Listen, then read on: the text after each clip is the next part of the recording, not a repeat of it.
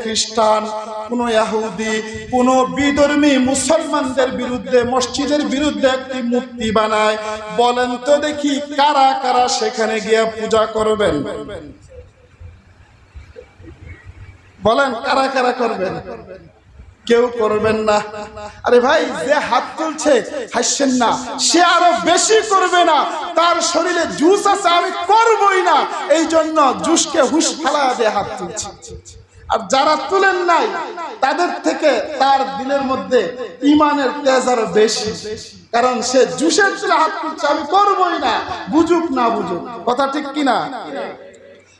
অমুসলমান ইয়ারিংছড়ির মানুষ কখনো সেই গির্জার পূজা করতে পারে না, মূর্তির পূজা করতে পারে না। ঠিক তেমনি ভাবে ইয়ামান দেশের মধ্যে কিছু পাকাপোক্ত মুসলমান ছিল, যাদের ঈমানের তেজ অত্যন্ত বেশি ছিল।